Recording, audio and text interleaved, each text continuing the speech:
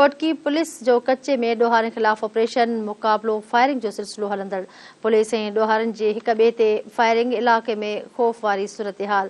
Police ॾोहारनि जे घरनि खे बाहि ॾेई छॾी आहे। ख़बर मांखे ॾियूं पिया घोटकी खां। घोटकी पुलिस जो कच्चे में ॾोहारनि ख़िलाफ़ ऑपरेशन जारी आहे।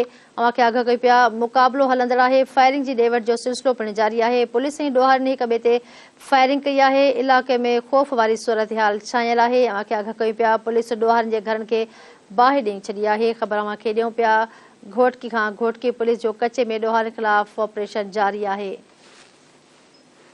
जी नाज़रीन, अवांखे आगाह कई पिया पुलिस ऐं धड़ियलनि विच में फायरिंग जो सिलसिलो जारी आहे। फायरिंग जी ॾे वठि थी रही आहे। अवांखे आगाह कई पिया इलाक़े में ख़ौफ़ ऐं हिरास वारी सूरत-हाल छायल आहे।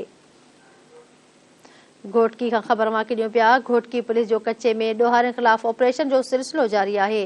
अवांखे आगाह कई पिया धाड़ियलनि ऐं पुलिस पारां हिक ॿिए ते फायरिंग जो सिलसिलो जारी आहे। पुलिस ऐं ॾोहारनि जी हिक ॿिए ते फायरिंग हलंदड़ आहे। अवांखे आगाह कई पिया पुलिस ॾोहारनि जे घरनि खे बाहियूं ॾेई छॾियूं आहिनि।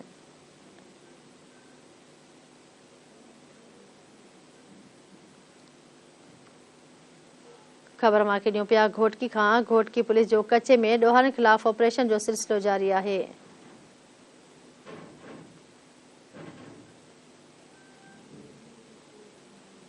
जी नाज़रीन, अवांखे आगाह कई पिया घोटकी खां। घोटकी पुलिस जो कच्चे में ॾोहारनि ख़िलाफ़ ऑपरेशन जो सिलसिलो जारी आहे। इन जा वधीक तफ़सील मालूम कंदासीं। घोटकी खां धरती टीवी न्यूज़ जो रिपोर्टर जब्बार महर लाइन ते मौजूद आहे। जब्बार, घोटकी में पुलिस में जो कच्चे वारे ॾोहारनि ख़िलाफ़ ऑपरेशन जारी आहे। अवां ॿुधाए थो हिन वक़्त ताईं पुलिस जी कहिड़ी अॻ भराई थी आहे?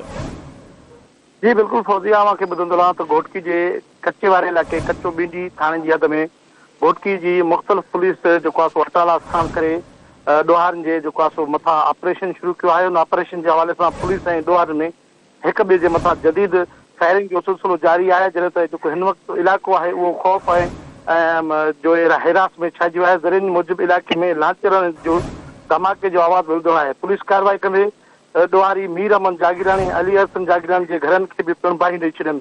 होॾां ज़रीन जी ॼाण मिली आहे त पुलिस कुझु शकी मर्दनि ऐं औरतुनि खे बि गिरफ़्तार करे नामालूम हंधि मुंतक़िल करे छॾियो आहे। उन मौक़े ते SHO कच्चो बींडी 2 जो चवणु हो त जेतिरे ताईं ॾोहारनि जो ख़ात्मो न थींदो एतिरे ताईं ही जेको ऑपरेशन आहे उहो जारी रहंदो। जी ठीकु आहे जब्बार, वॾी महिरबानी, मां तफ़सीलनि खां आगाह कयो।